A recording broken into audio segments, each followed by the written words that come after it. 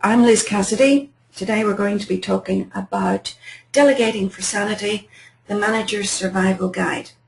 For those of you who don't know me, I'm an executive coach. I'm a leadership coach. I speak around leadership and management.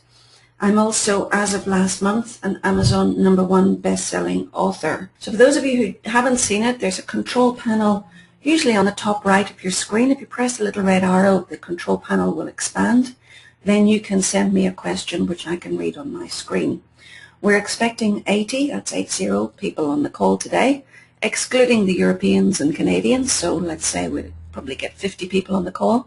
So I've muted everyone except me. So if you need to get in touch with me or ask me a question, feel free to type the questions in. Planning to talk for about an hour today, and I will answer questions and answers formally, do Q&A formally at the end of the hour. But if something is pressing and appropriate, I'll take questions during the hour as well. Now, moving through, I have a sponsor today, and it's me. Now, only at the end of the hour, I'm going to make you an offer, but only after I've fully delivered on my promise of once again giving you outstanding value and giving you a very clear picture of what you need to delegate effectively, get some sanity, some time, some space back in your lives. Is that fair and reasonable? This is your opportunity to type. Yes, yes, yes. Thank you, guys. All right, so what we're going to cover today, contents, key steps to delegating effectively. The things that stop you delegating, the blocks, the barriers, the mental unhinges to successful delegation, what they are and how to get over them. How to set your team up for delegating, because there's a way to set them up. And for small business owners and solopreneurs, I'm going to take a detour just for you guys, because I know there's a few of you on the call, on how to delegate when you don't have a team. There is a way to do it. How to set your employees up to take on even more responsibility so that you can start to breathe.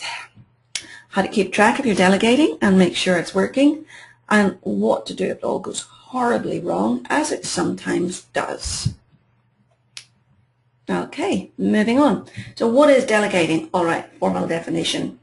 The assignment of a specific task, project, or responsibility to another person with the assignee's commitment to complete the task or project. Pretty reasonable. So when you delegate, you transfer responsibility, accountability, and the kudos for delivery to another person. That is, you hand it over and they accept. Until you've fully handed it over and they've fully accepted, you haven't delegated, you're in prayer mode and you're kind of hopeful that something's going to happen. Now, I want to make sure that you understand that responsibility, accountability, and kudos thing before we move on. I have a very dear associate, someone I have huge respect for, who works in a professional services business. I won't say what kind of business. Works in a professional services business here in Brisbane. Now, this person is an acknowledged expert in her specific industry at what she does.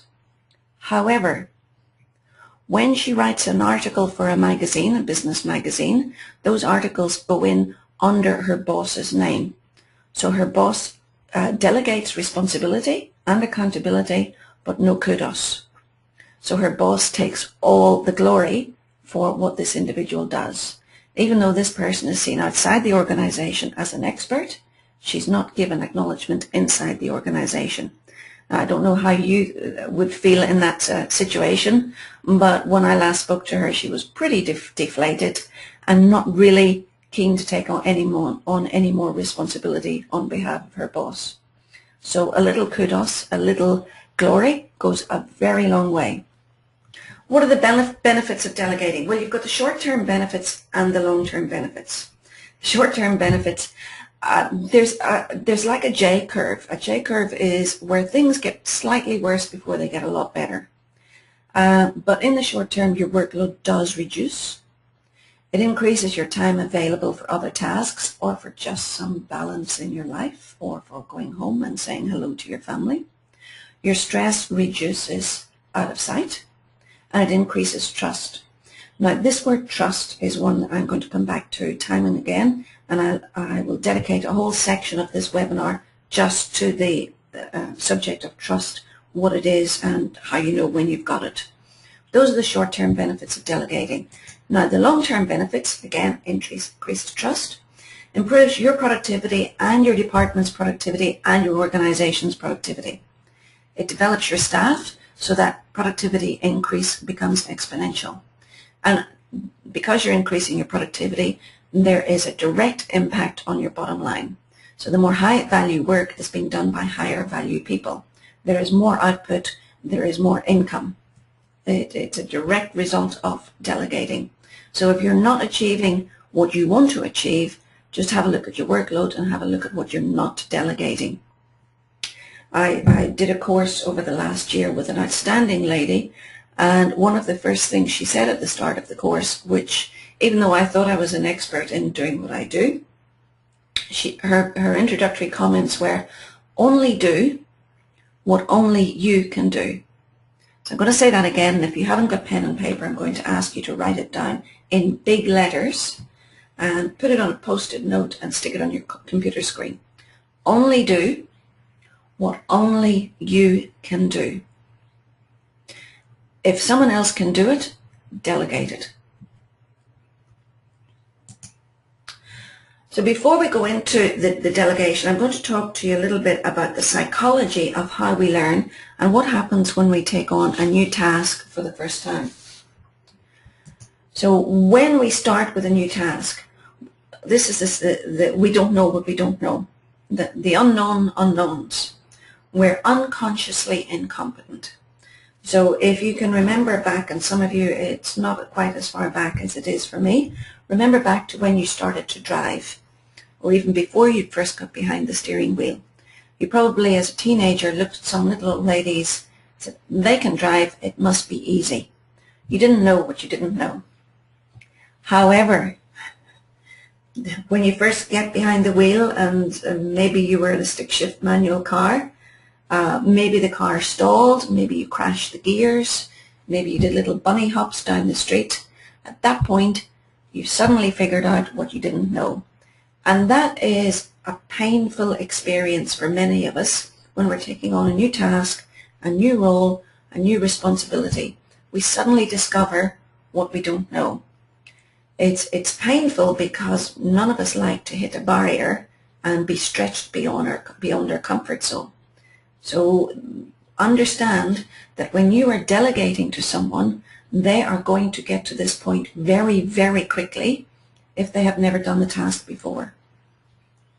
Now, when we take on a new role, a complete new role, or join a new organization, this point of conscious incompetence, this point of personal angst, anxiety, and pain often leads to early resignations. We don't like it here. We're going to leave. So understand the degree of pain associated with this level of learning does lead to a sense of failure, a sense of incompetence. There's a drop in confidence. So no matter how capable or confident or able the person is, when they're learning a new task for the first time, there is a confidence crisis, and it happens relatively quickly after they take on the task or the role for the first time, once the honeymoon is finished. And with that confidence crisis, there's that huge self-doubt and a crashing of motivation as well, unless you are there to pick them up. Understand too, please, that delegating is a new role and a new task and a new skill. So when you are delegating, you also go through these levels of learning. And when you delegate, if you're not delegating the right way, and you get a confidence crisis in your ability to delegate, then that comes straight back to you, and you say, I don't want to do this anymore. I don't want to delegate anymore. I will keep the work to myself. It's easier. So there's a confidence crisis on the part of the person doing the delegating, but there's also a confidence crisis on the part of the person being delegated to if they haven't done the task before. So is it any wonder that most of us just want to keep the work for ourselves and not hand it over? Everybody's going through this confidence crisis. Who's doing the work? Well, what happens is with a little practice, support and time, we get to this clunky level. It's conscious competence. We have to think about what we're doing. We have to really focus on it. It's almost like the 5-year-old sticking the tongue outside the side of his mouth as he's tying his shoelace. He is 100% focused on getting those loops right and pushing the shoelace through and pulling it tight before it falls apart. But he's really focused. And for my driving analogy, this is where you are really 100% focused on what's happening going out the windscreen. You're looking in the rear view mirror. You're white knuckling. You're holding the steering wheel so tight. You're completely conscious and aware of what you are doing. I'm quite stressed about doing it. It's exhausting, but you're getting there. And this is the next stage of learning for any of us who take on a new skill, a new task, or a new role. But the nice thing is it gets easier. And for those of you who drove to work this morning, many of you won't even remember the drive because you are so skilled at doing it. It's almost like your unconscious brain takes over. But you probably didn't run through any red lights. You probably didn't crash the gear or crash the cars. My sympathy if you did. But we get so good at what we do that we don't actually recognize we have the skill. And sometimes because we don't recognize that we have the skill, we undervalue the skill. But when we are delegating and developing our people, they go through these 4 levels of learning, as do we.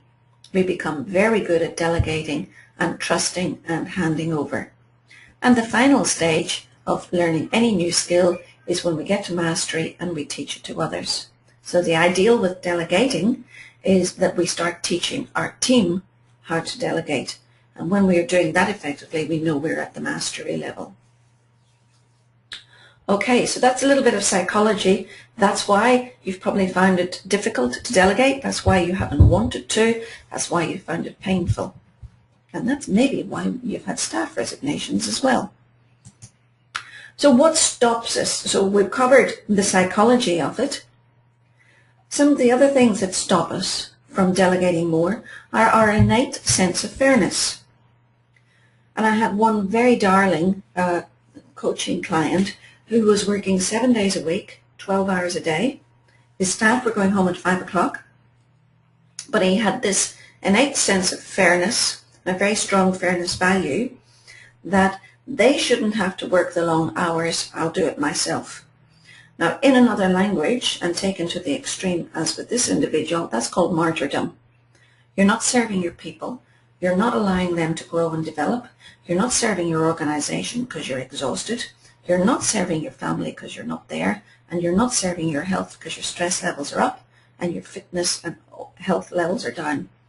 So those of you who have a sense of fairness, they shouldn't have to do the long hours.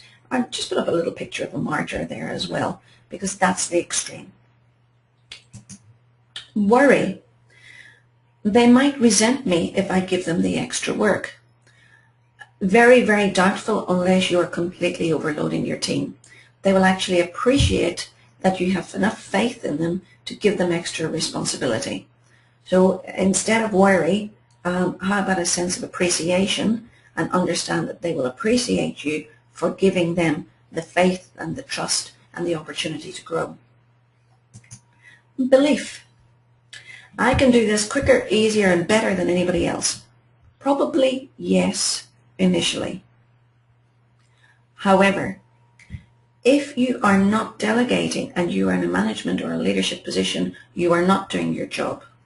You may well be able to do that minutia, that task, better than anyone else in the organization. But if you're in a management position, your new job is to delegate that to your team and develop them. So if you are holding on to something in the belief that you can do it better than anyone else, you aren't actually doing your job. You're cheating your company and you're cheating your staff. Trust. I don't trust them to do it right. This is a big one, and as I said, I will come back to trust again and again. If you don't trust your people to do it right, then it means you're not training them. So please, if trust is your issue, hold up the mirror and have a look at the person in the mirror. Because the trust you have to have is trust in yourself, that you can develop your people and that you can train them or have them trained by someone else to the level where you can trust them and where you can give the work to them. control. I want it done my way. Yes. And now the end is near. Look, you can get it done your way, or you can get it done, because there is no one who says that your way is the absolute best way. Someone else may have a different way which is actually better than yours. And just because you're used to your way, it doesn't mean it's the best. It may be one that you've honed over time, but there may be new technology, new apps, new programs, new software, new skill sets, new ways of doing it. And just because your way is your way doesn't mean it's the best way. So when you delegate, you are handing over control, but you are looking for an outcome, not necessarily a methodology. And that's within ethical guidelines. We'll come to those. And the one I hear most often, the dollar cost. I can't afford to delegate. I can't afford more staff. I can't afford this. I can't afford that. I'm going to come to that now, because that is such a myth that holds you back and keeps you from achieving all you could achieve. And for small business owners, it keeps you broke as well. Am I being too tough here? I want you to hear exactly what the truth is around some of these blocks, barriers, and mental un-hingers, because some of you are holding on to them.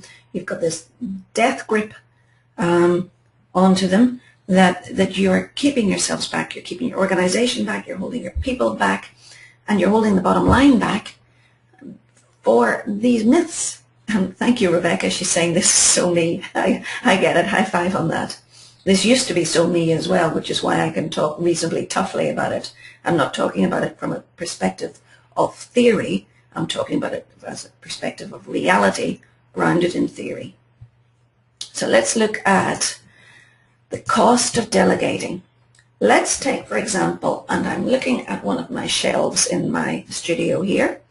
There's a package of filing to be done. Now, that filing is sitting there, and I am not doing it. I believe I could pay $20 to $30 an hour to get that filing done. It's an administrative task. Someone else can do it. I am not the best skilled person to do it. And let's imagine that there's probably half an hour's worth of work there, but let's imagine I had 5 hours work of administrative tasks to do. And that was repetitive. It happened every week. 5 hours work, $20 an hour. I could pay someone $100 an hour, $100 per week to do that administrative task for me. If I say, hey, I can't afford $100 a week, and I'm taking a very simple, basic example here for you. I can't afford $100 a week. Well, that 5 hours that I'm spending doing a task that someone else could do is actually costing me $500. Why? This isn't my hourly rate. My hourly rate, thankfully, is a little bit more than this. But the benefit to my organization, if I did what I am most skilled at, say in this example, would be $100 an hour. So in saving $100, I am not gaining $500. So the real cost to my business, the cost of lost opportunity of me not delegating, is $400. So why wouldn't I bring someone in short term, because it's only going to be for the first couple of weeks until that money starts coming in. So let's say I pay someone weekly for a month. That's $400 I need to find. Let's say I invoice my clients monthly. That means I have to wait a month before that $500 comes in. So for long-term saving of 5 hours a week, I have a short-term cost of $400, a short-term cash flow impact of $400. Please don't tell me that you can't afford it. Don't tell me you can't afford to delegate. That's $400 to gain you $500 a week forever. So that's for those of you who are in the we can't afford it mode. For those of you who work for corporates or for organizations, this is called a business case. What would be the cost of an extra part-time or contract staff member? What would be the benefit to the business? Put those two numbers down, justify them, present a business case, start delegating. Okay, some of you who really can't get extra staff, there's some low-cost, and for solopreneurs, small business owners, these are for you. Low-cost options for extra resources. To outsource, go to fiverr.com, Fiverr. There are people all over the planet who will do the most amazing work for $5. That's it, fiverr.com. Elance.com, they're great skilled people and they will bid for your work. Same with Odesk. Infusions, the Infusionsoft link, that's the link to the people that I use to do all my back office work. That's a group in India who basically outsource whatever work you want to do, and that link will take you to the website that I've used and that I contract every month for X number of hours. The next one, which is Jonas, that's John Jonas. He finds staff for you in the Philippines. I prefer not to outsource to the Philippines simply because I've got a communication thing happening there. And I've got a note from Debbie, and I believe Debbie is a virtual assistant. And don't forget the local virtual assistants who like to work with clients as well. Not as cheap, but offer more of a business partnership. Part-time and internships. Have a look at university students. Yes, you have to invest a little bit of time to bring them up to speed, but some of them there is zero cost for using them. So the QUT, where my current marketing assistant is from, careerhub.qut.edu.au, employers and guidelines, and the University of Queensland, services casual part-time employment for students. Use those, post up your job, find out what, get some applications, be very, very clear and very specific about your requirements in terms of the skill sets of the people that you want. If fluent English is a requirement, make sure you put that in there. Then when you start getting applications, if they're not in fluent English, then you don't have to spend time reading the applications. So there are some very low-cost options for extra resources. Now, some of you looking at this will see a vase because you look at the black, and some of you are coded to see white, and you'll see two faces. So it is with your perception of how you're performing in your role. You may see the vase, but your staff may see the faces. You may think that you're doing a great job at developing them. They may be looking and going, we want more, you're holding us back. So please, if you get nothing else out of this webinar, go and talk to your staff. Go and ask them, are you the great delegator that you think you are? Do they want more work? Do they want you to delegate more? You may be surprised at the answers that you get. But to give you a hand before you talk to them, I'll give you some symptoms that you could possibly delegate a little bit more. You're getting lots of interruptions. Oh yes. People are coming to you and asking you questions and asking you for advice. If you are getting lots of interruptions from your staff, it means you haven't developed them enough, or that you're still holding on to too much control. When you hand over the task, make sure they're developed and hand over the control too. Your inbox is full or overflowing. I talked to a chap once who said he had 900 emails in his inbox. Now there is no way that he would have a sense of control over his life, his work, or his business. It just couldn't happen. So if your inbox is full or overflowing, start delegating. You're missing deadlines. If you begin to miss deadlines, hey, there is an issue. There's a real problem here. If you're experiencing resentment from your staff, how do you know when you're experiencing resentment from your staff? If you've got a degree of emotional intelligence, then when you walk into a room, you'll sense the energy in the room is a bit flat. Conversations stop, or people shift back to their desks when they've been chatting when you walk in. There's a sense of resentment. Morale is low. One of the big indicators of low morale is people resigning. However, if you find that people are not desirous to take on more work, it could be that they're like my associate and they're tired of you giving them stuff but not giving them the kudos. Start sensing whether the morale in your organization is low. Lack of responsibility in your team, same thing.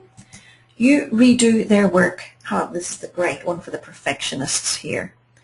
When you're redoing your team's work, it means you don't trust them. You haven't developed them to the level where they know what your expectations are or where they can actually deliver to your expectations. There's a real issue here in how you delegate. And what I haven't put in, but if you're working late or if you're taking lots of work home with you, you really do need to delegate. So conditions for great delegating. Talk to your staff.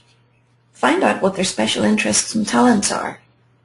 I was at a networking evening last week, and the administration person who organized the networking evening, you know, the one who hands out the name tags and makes sure you know where the drinks are, I got talking to her later on, and she is an expert in history of art, specifically Aboriginal art.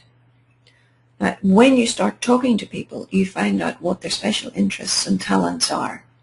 It could be that you have someone on your team who has some special interests or talents that you could help them develop and that they could work with, which you didn't know about, but which would serve you and your organization greatly. Ask them about their availability. Find out, do they have spare time? There's a good chance that if it's an exciting or interesting piece of work, they will make time. Plan to delegate whole projects, not just tasks. Give them everything. Increase the visibility, give the ownership and the glory. As I mentioned with my associate, give them the kudos. Make sure everyone knows that that person is responsible for that role or that project. Plan to develop and stretch them, not just giving them the busy and boring work. Check what their competence and their skills are. And again, part of that is looking back through their history, talking to who they worked for before, and talking to them. Set and agree the standards, the output standards. Again, with ethics, there may be an ethical way of doing things that you want them to follow, but set and agree that with them. Set some follow-up times. So there's a difference between laissez-faire, where you give them the task and hope and pray that it will get done. That's abdication. And delegating, where you set a follow-up time. And then give feedback. Feedback on a specific feedback on a job well done, and I'll talk later on how to give feedback. And specific feedback on a job not so well done, what needed to change specifically. Okay, some decisions you've got to make. Why are you delegating? Are you delegating to develop your people, to offload your own workload, to increase the visibility of staff, or because there's a new project come in and you need a team to do it? How much are you going to delegate? The task, the project, the things you don't like or don't want to do anymore? Just decide in advance what you're delegating and why. Who is the best person? What's the best skill and set and attributes needed to do this task? Just because you like someone does not mean that they are the best person to do that particular task or take on that particular responsibility. Look at who in your team is the best person. Who wants it? You may have someone in your team incredibly hungry for development, but you won't know unless you ask. Who's available? How much time do you have to provide the training? So remember I mentioned that J-curve where things get slightly worse before they get better? That's that investment you're going to give focused time to develop the person so that they can grow into the task or the role. Alternatively, and even better, who can you delegate the training to? Share the love. Don't give all the responsibility to one person on your team. Share it around. Make sure your whole team is being developed according to who wants it and who's available. How much of the authority will you hand over? Are you only going to hand over the responsibility, but not the authority to get the job done? If you hand over the responsibility and hold on to the authority, then you are going to get them coming to you constantly, asking questions, and stopping you in your thinking, stopping you in your own development, so that you can give them the okay before they move on. So have a think about how much authority you're prepared to hand over. I worked for an organization in England after I graduated as an engineer, Yes, I did an engineering degree. And as a 22-year-old graduate, I had a $5,000 financial authority budget. I then moved to Australia and moved into a management position in a large organization, and I had zero financial authority, zero decision-making authority. Everything I wanted to do, even though I was in a management position, I had to ask my boss's permission. Now, which organization do you think was more productive and fast-moving? Of course, the first one. So even though I had a $5,000 financial budget, I rarely ever spent any money, and I never spent money that I didn't think was fully justified.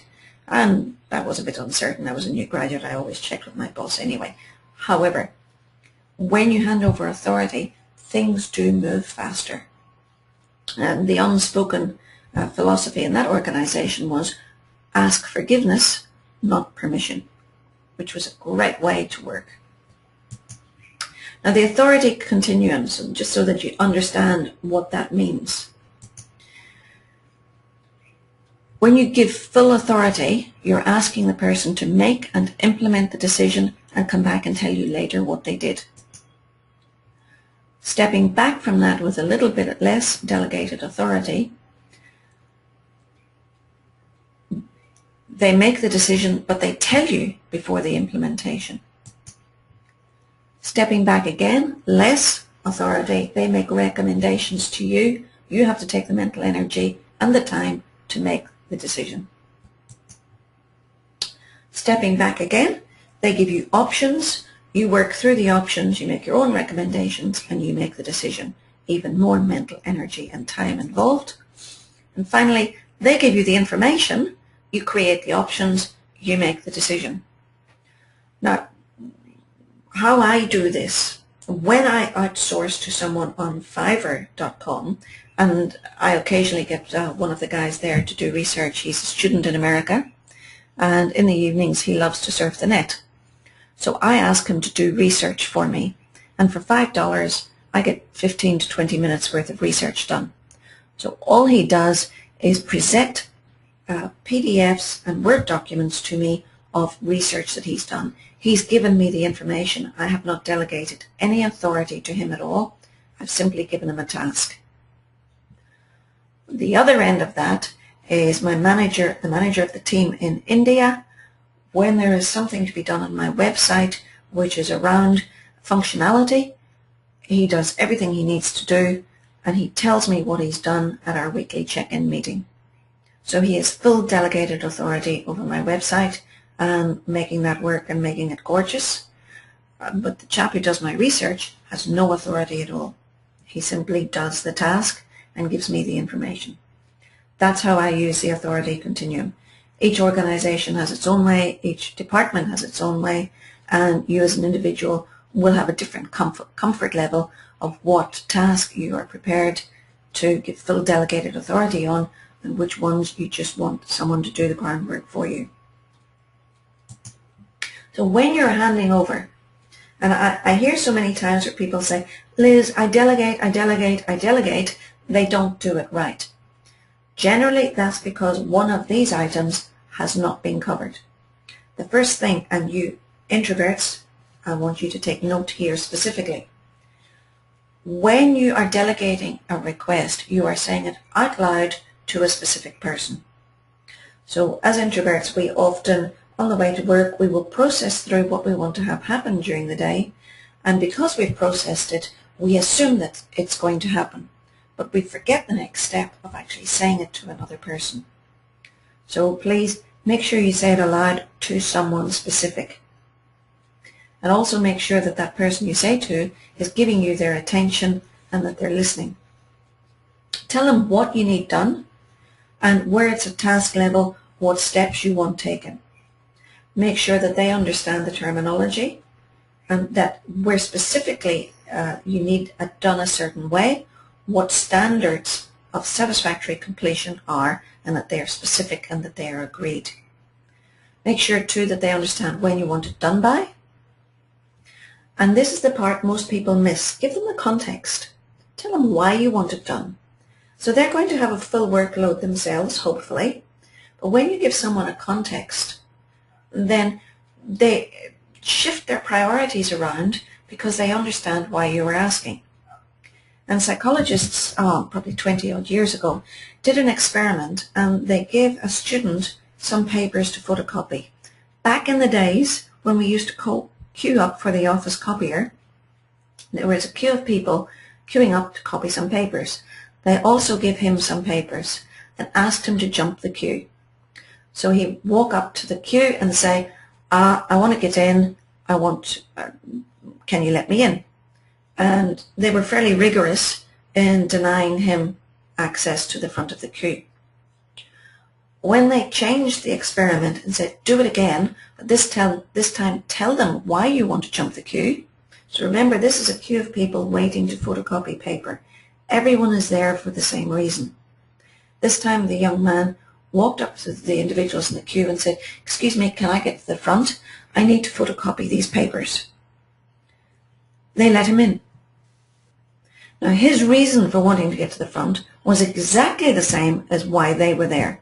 But because he said why he wanted to get to the front, they let him in. So it is when you are asking someone to do something for you, tell them why, give them context. Next, make sure you trust them, and again I'm going to spend some time on trust, that's coming up. And finally, make sure that the mood of the person you are asking is conducive to them taking on extra work. So what does that mean? Well, if you look at them and the backs of their knuckles are touching the carpet and they're stumped and they're sloop?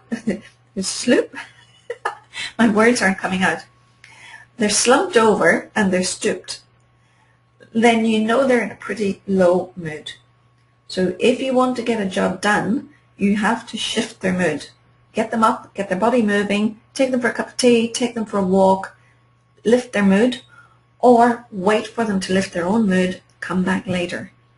But if they are not up, alert, and ready and responsive, if their mood is flat, you have no chance of getting your task done, no matter how well you phrase it.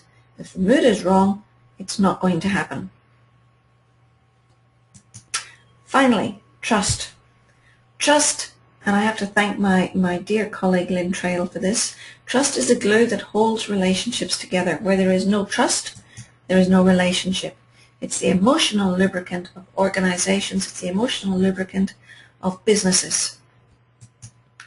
So the elements of trust. I will have a drink.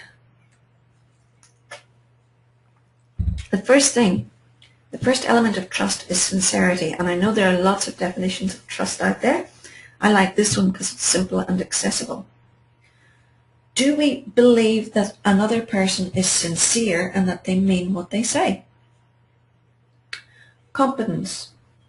Do we seriously believe that the other person has the skill and ability to do what they say they will do? Reliability. Do they have a track record of consistently producing when they say they will do something? And involvement. Are they really in tune with us, our goals, our needs, and what we want? This means being fully there to what's important to us.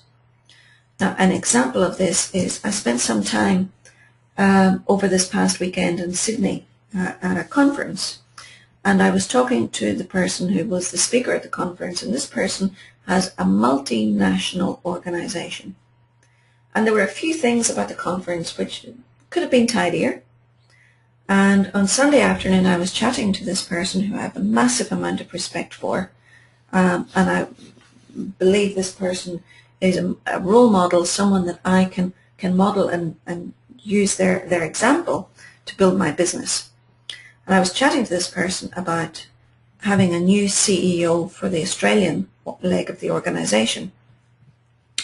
And the feedback was, Liz, it is so hard to get someone that I can trust to do it.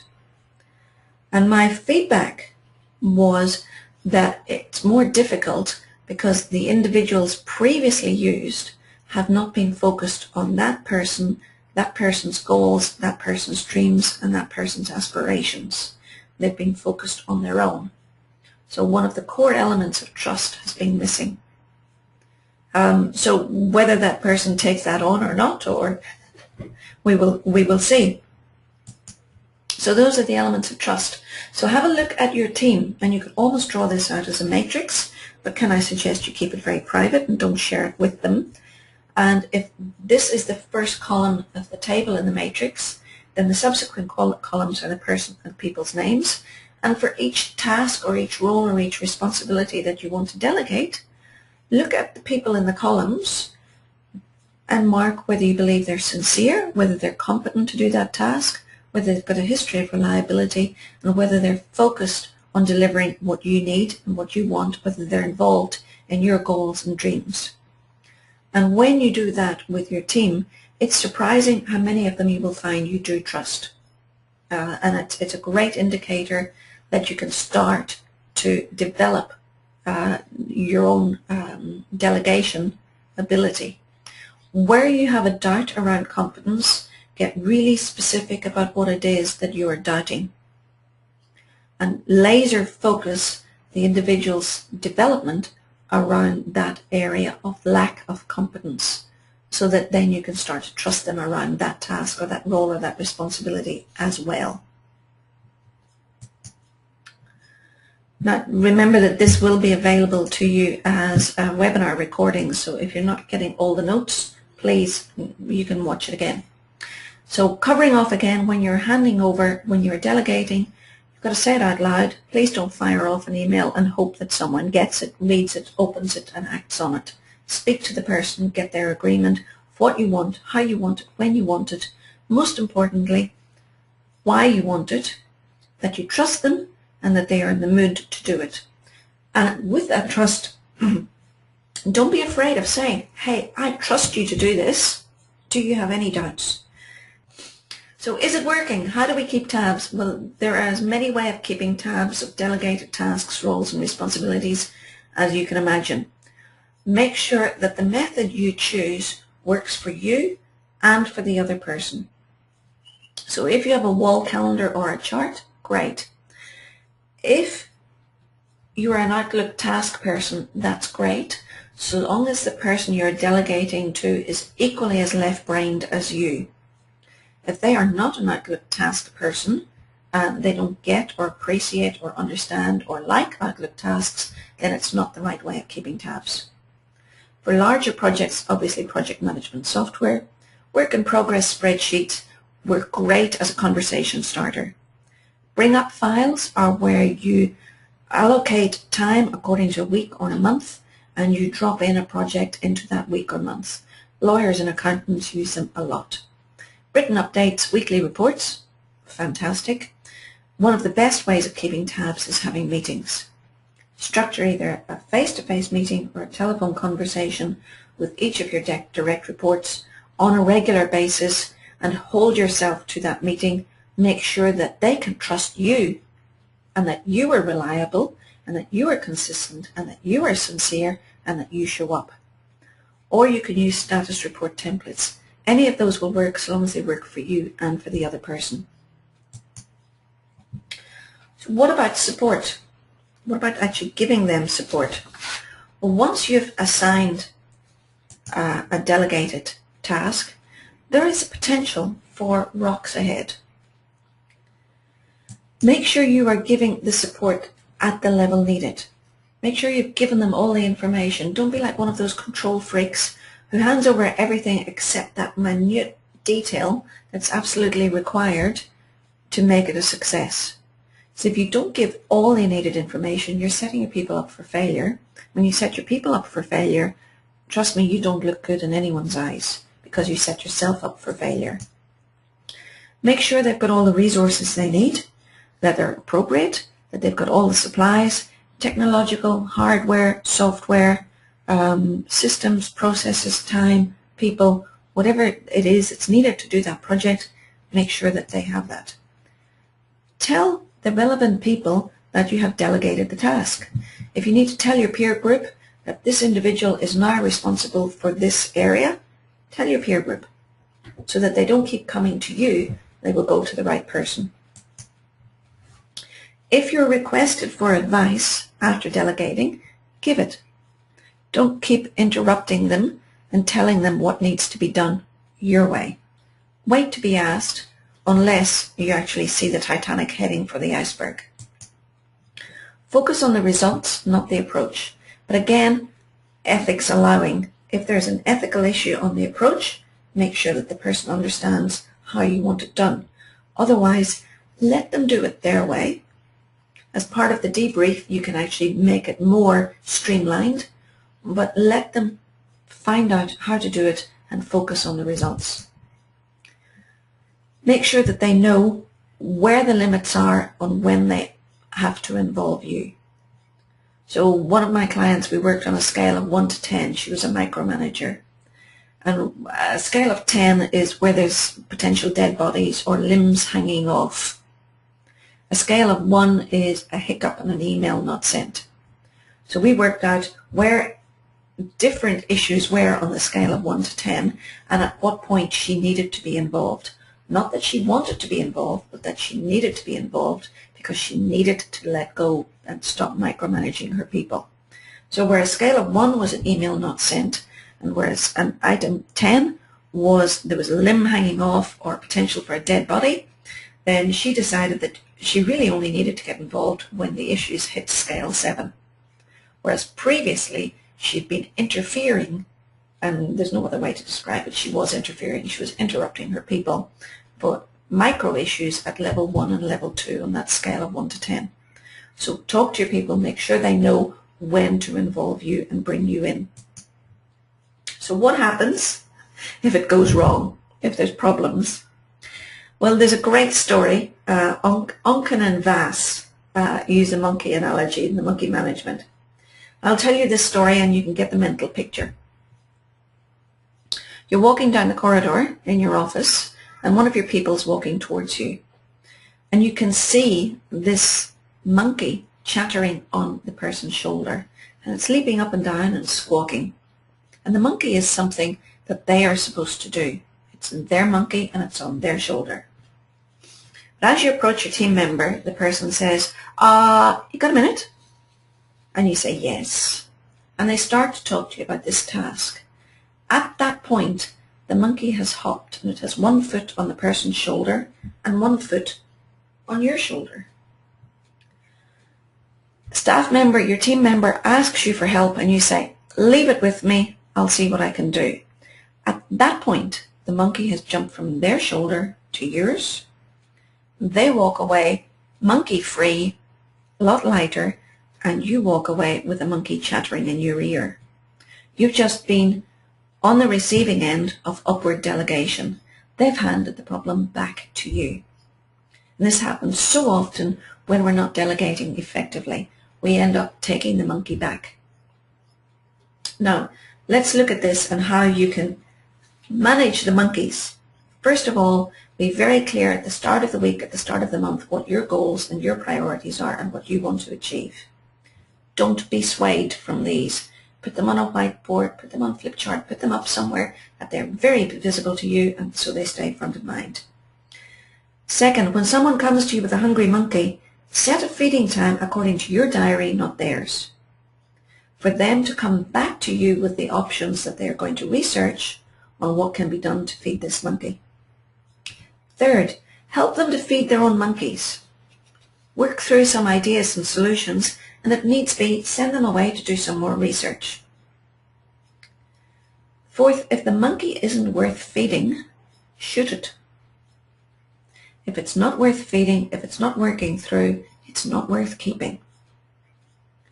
For example, you can say, hey, John, that's a non-issue. Why are you bringing it up? So develop your people to take responsibility for their own monkeys. That's really like reverse delegation when they hand the monkey back to you.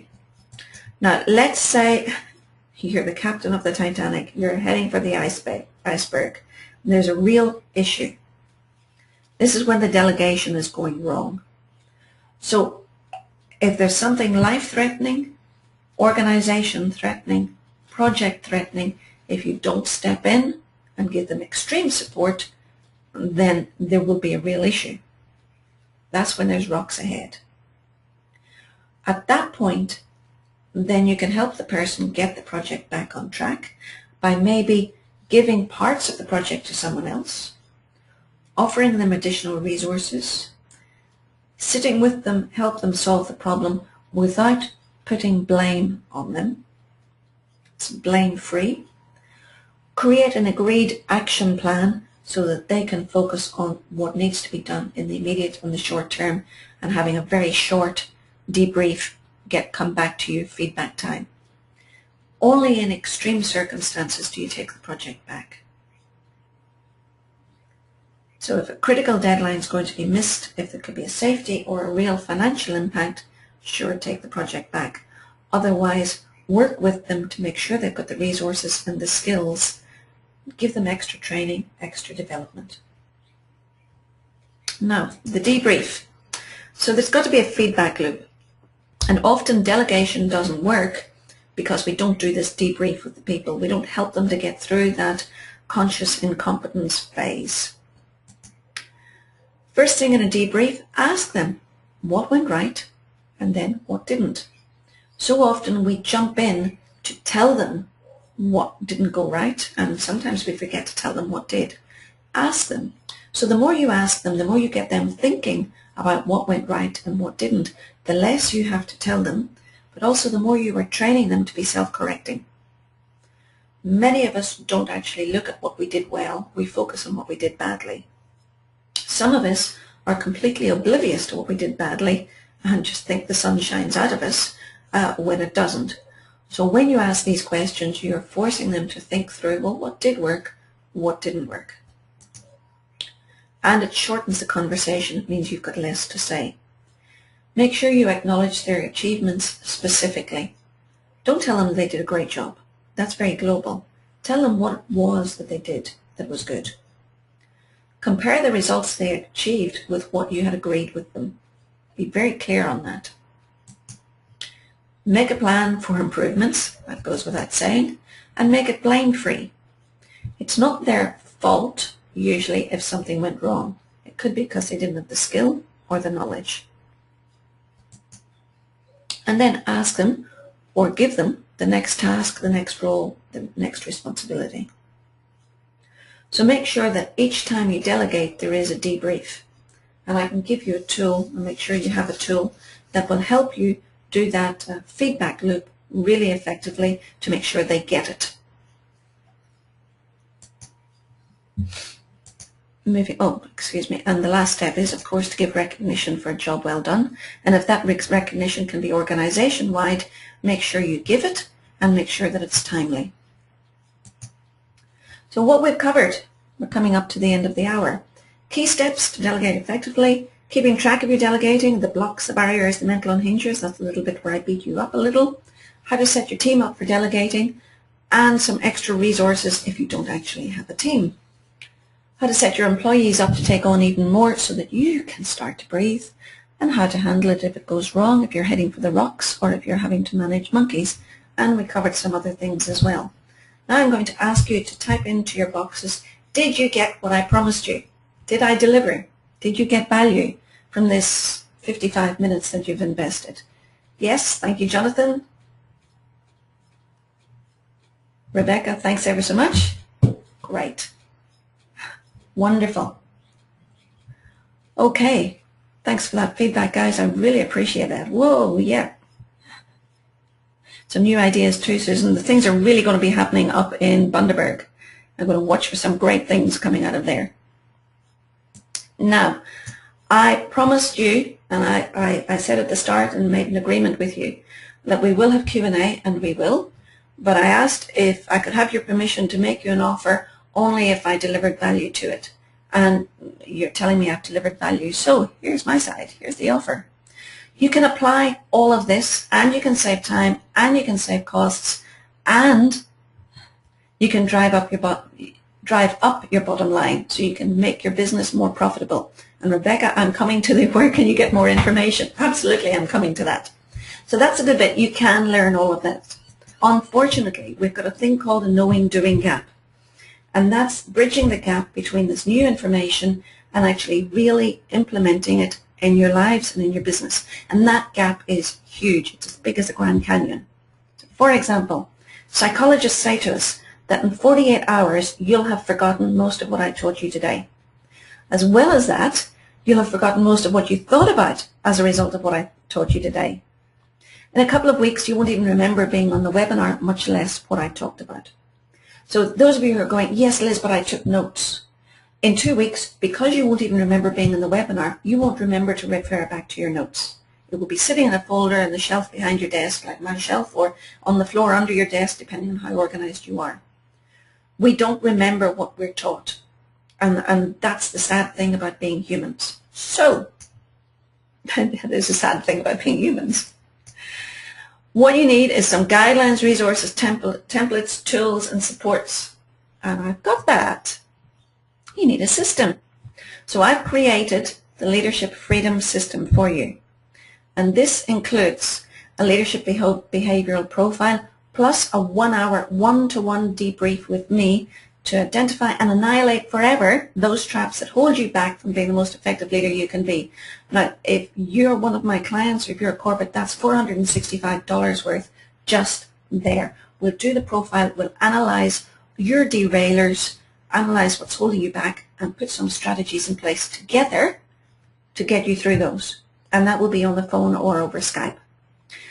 To support that, I'm giving you a work-life balance workbook. Now, this is one that I use in my workshops with corporates. And guys, I charge about $3,000 for one of those workshops. I'm putting a value of $175 on the workbook because without the workshop, the workbook is simply a textbook. But we work through that together when we do our debrief. And a complete self-time management workbook. Plus, steak knives. If you order before tomorrow night, Wednesday, New York time, which is about 2 o'clock Thursday afternoon, I will give you your own personal MP4 copy of this webinar to watch as often as you want and to keep, and when you start training your own people to delegate, you can give them this webinar. I will also give you the Giving Feedback MP3 download so that you can learn how to really laser focus your feedback so that your people just get it. So the leadership profile included 34 individual leadership traits covering your career drivers, your people orientation and relationships, your approach to leadership and influence, your strategic approach, how you manage yourself in the workplace, how you handle conflict and negotiation, whether you're coping or not, and your values. So any one of those 34 individual traits under those elements could hold you back and stop you delegating effectively, stop you being an effective leader. So we work through those together. The Work-Life Balance Workbook gives you a quiz so that you can review your current balance or the lack thereof, looks and teaches you the pillars of a balanced life. We look at balance saboteurs and which ones you are hanging on to. Gives you 17 separate strategies and tactics to get balance and perspective back into your life. Gives you rules, boundaries and structure to put into your life to stop time-sucking leeches, stealing all your goals and dreams, and gives you a space to make commitments to yourself on what you're going to do to take your life back. The Self-Management Workbook is a little bit more businessy. How to optimize your self-management to get the most of your day, week, month, year, and life. Some personal goal setting tips and templates. How to turn goals into action steps. Now, most people miss this bit when they set goals. They don't actually bring the goals into action steps. Staying on course. The 80-20 rule, the time wasters that we use as excuses, how to prioritize time to get what you want, how to plan your week, how to grow your circle of influence so that you don't have to do so much, but you can influence other people to get things done for you, how to use Gantt charts to get stuff done, and no, Gantt charts are not scary, it's just a scary word. We'll touch on delegation again, and I'll give you in-depth on how you manage monkeys. That's something I touched on in this webinar. The Giving Feedback MP3. Why inspirational leaders always give feedback. The most common mistakes that leaders and managers make in giving feedback. When's the best and worst time to give feedback? How to use the PACER proprietary model, and I've developed that PACER model to master the 5 must-do steps to include in your feedback. How to stay in control of the feedback conversation and your emotions when the other person's determined to not allow you to be in control, and what the next steps are to get real behavioral change. So that system includes the profile plus the balance workbook plus the self-management book plus the bonuses and my personal guarantee that if you're not happy with it in the next 30 days, just ask me for your money back and I will give it to you. I have no questions asked money back guarantee on anything that I provide to you during these webinars. So if you want, you can go along to my website, to the Leadership Freedom System, and you can get your own copy of all of that, plus the first 5 people who order. And sometimes we have challenges with delegating to people because we haven't put boundaries around what we expect from them in terms of how they work within our organization. The first 5 people who order, I will give you the gift of an employee handbook and policies template that I use, and you can change and adapt it to suit you and your organization personally. It's got everything that there needs to be in an employee handbook. Now, it costs over $2,000 to bring a consultant in to write one of these for you. Imagine getting one of your staff to write your own handbook. There's 2 to 3 weeks worth of work in that alone, and I'm going to give it to you as a Word document for the first 5 people who order. So where is that? I'll bring this across. So just go to the Leadership Freedom System page down. That's everything that's included, and just click on the download. And the fee today, your investment today, is $197 with the no risk guarantee. And you can simply click on the download button and it will take you through to the shopping cart, and you can do whatever you need to do with your credit card at that point. You cannot get to this page through my website. This page is only available because I'm offering this through the webinar, and there's no way to get to this page straight through the website. It's not on any of the menus. So simply work there, put in your billing information, and choose whether you want to pay by credit card or through your PayPal, and go to the checkout. So that's at thirdsigma.com.au, the Leadership Freedom System. You will get an hour alone just with me. You will get your profile. You will get those 2 books. You'll get the MP3. You'll get the MP4. Your investment is only $197. And I know there's a couple of my clients who are listening to this call who are probably squeaking right now because they have paid a lot more simply for that profile. So this is pretty good offer for you just for this webinar. Now I'm going to open up to questions and answers. Please type in any questions that you've got, anything that you want me to go back over, anything you want me to cover. Yes, Jeffrey, it will be available until Thursday afternoon, our time. I'm taking that offer down because I don't want it there forever. I'm taking it down midnight EST, which is American New York time. We're 14 hours ahead, so it'll be 2 o'clock Thursday afternoon, our time. Thanks, Angela. All the best. Thank you, Jonathan. Go back to the slide on trust so that you can get a copy of the quote, certainly Dayon. So I can drive it backwards.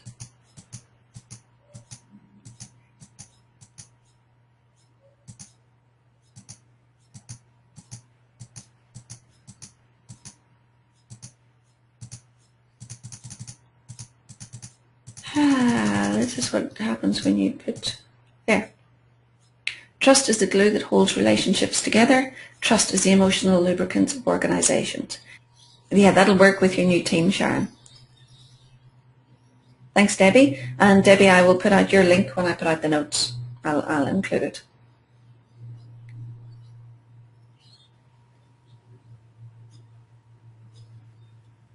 Okay, I'm going to turn the recording off, but I will stay online